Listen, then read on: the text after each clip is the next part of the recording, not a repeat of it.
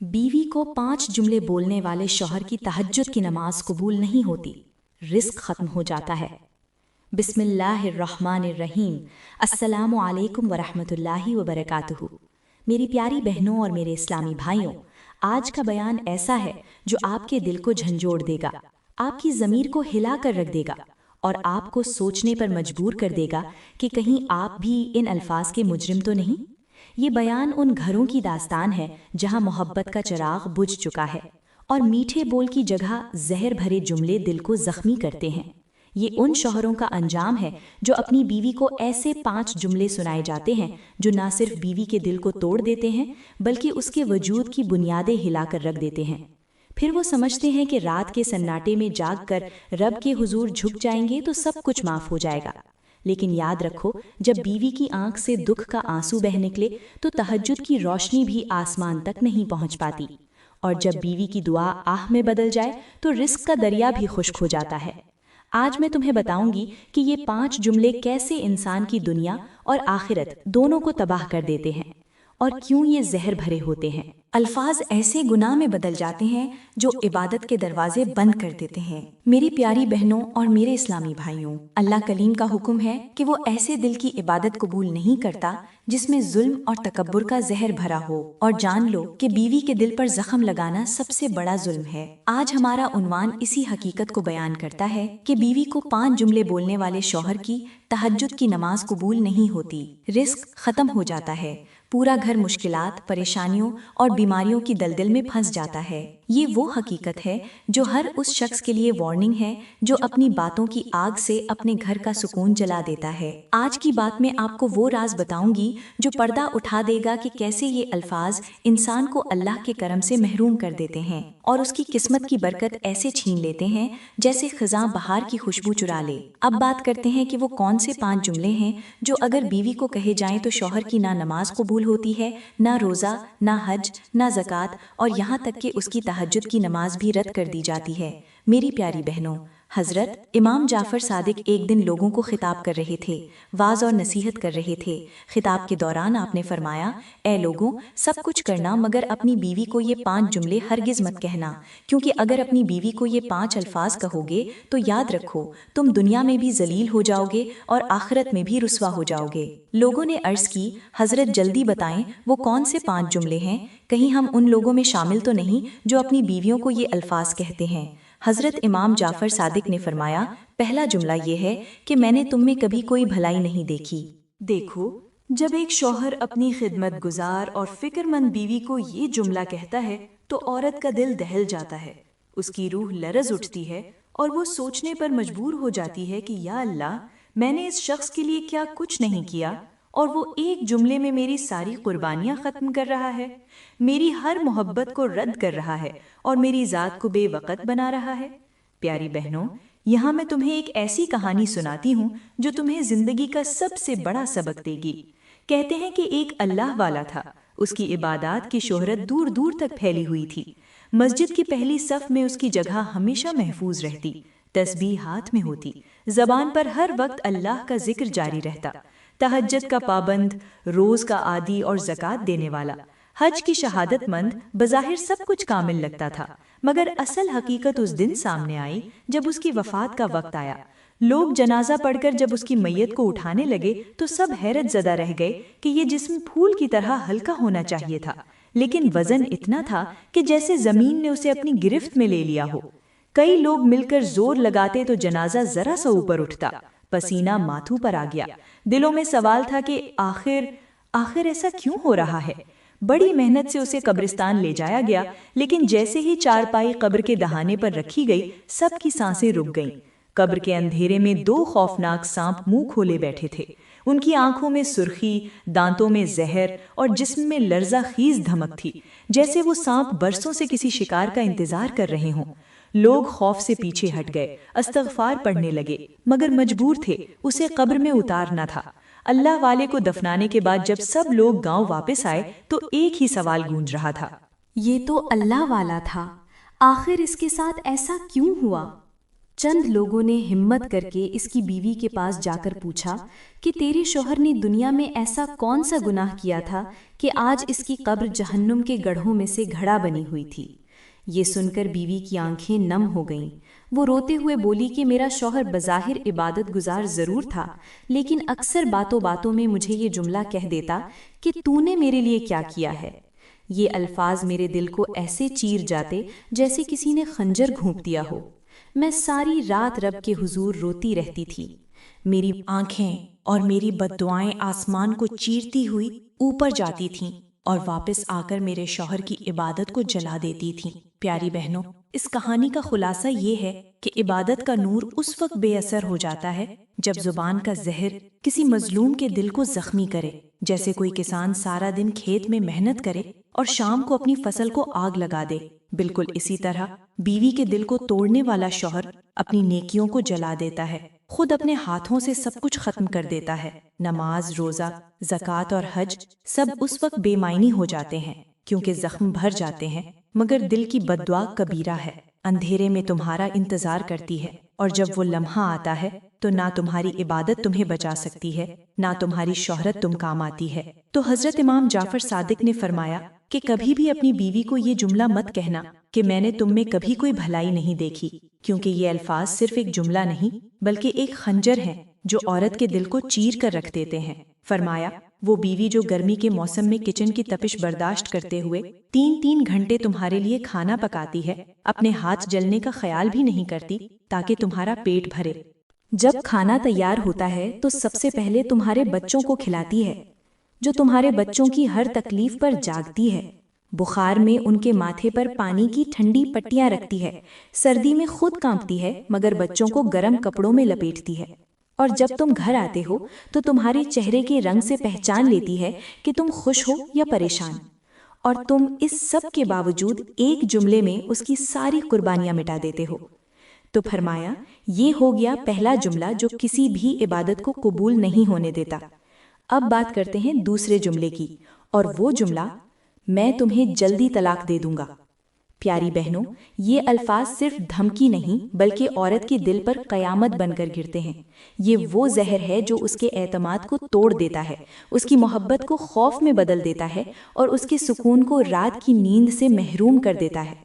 جب کوئی شوہر یہ جملہ زبان پر لاتا ہے تو وہ اپنی بیوی کو یہ احساس دلاتا ہے کہ وہ کسی بھی وقت اس رشتے سے باہر نکالی جا سکتی ہے، اور یاد رکھو جس گھر میں یہ خوف بس جائے وہاں محبت کا سایہ خود بخود ختم ہو جاتا ہے، اور جہاں محبت ختم ہو جائے وہاں عبادت کا نور بھی قائم نہیں رہتا۔ میری پیاری بہنوں، یہاں میں تمہیں ایک کہانی سناتی ہوں، ایک ایسی کہانی جو انسان کے دل کو ہلا کر رکھ دے گی۔ ایک شہر میں ایک آدمی رہتا تھا جو دنیاوی اعتبار سے کامیاب تھا، کاروبار وسیع تھا، گھر کشادہ، اچھے کپڑے، لوگ اس کے مرتبے سے متاثر تھے، مگر اس کے گھر کی دیواروں کے پیچھے ایک ایسا راز چھپا ہوا تھا جو آہستہ آہستہ اس کے انجام کو کھا رہا تھا۔ وہ اپنی بیوی کو معمولی بات پر طلاق کی دھمکیاں دیتا، کبھی غصے میں اور کبھی اپنی طاقت دکھانے کے لیے یہ الفاظ دہراتا تھا، میں تجھے جلد طلاق دے دوں گا۔ بیوی ظاہراً خاموش رہتی مگر دل میں یہ الفاظ آگ بن کر جلتے تھے۔ وہ راتوں کو جاگ کر رب کے حضور آنسو بہاتی تھی، دل سے نکلنے والی دعائیں اس کے لبوں سے نہیں بلکہ ٹوٹے ہوئے دل سے اٹھتی تھیں۔ وقت گزرتا گیا اور اس کے کاروبار کو نقصان ہونے لگا، سامان کم ہونے لگا، دوست دور ہونے لگے، گھر کا سکون ریت کی طرح ہاتھ سے پھسل گیا، یہاں تک کہ وہ شخص عزت، مال اور مان سب کچھ کھو بیٹھا اور تنہائی اس کی قسمت بن گئی۔ بہت دیر بعد اسے سمجھ آیا کہ اس کی زبوں حالی کی جڑ وہ زہر بھرے الفاظ تھے جو وہ اپنی بیوی کے دل میں گھونپتا رہا۔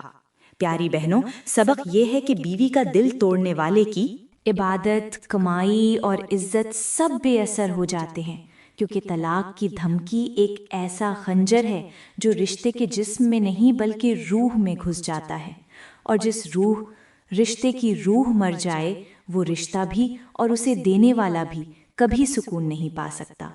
اب بات کرتے ہیں تیسرے جملے کی، اور وہ ہے بیوی کے سامنے بیوی کے والدین کو گالیاں دینا۔ فرمایا ایسا کرنے والا شخص، اس کی عبادت رد کر دی جاتی ہے، نہ نماز قبول ہوتی ہے اور نہ ہی تہجد، اور ایسا شخص دنیا میں ذلیل و خوار ہو جاتا ہے۔ میری پیاری بہنوں، سوچو ذرا، والدین جنہوں نے اپنی بیٹی کو تمہارے سپرد کیا گیا۔ میرے بھائیوں، غور کرنے کی بات ہے، وہ والدین جو اپنی بیٹی کو تمہارے حوالے کرتے ہیں، اس کی پرورش میں اپنی جان تک قربان کر کے خوشیاں دیتے ہیں، اس کی تعلیم و تربیت میں اپنی زندگی کی ساری کمائی لگا دیتے ہیں، جو اپنی عزت اور محبت کو تمہارے گھر کا حصہ بنا دیتے ہیں۔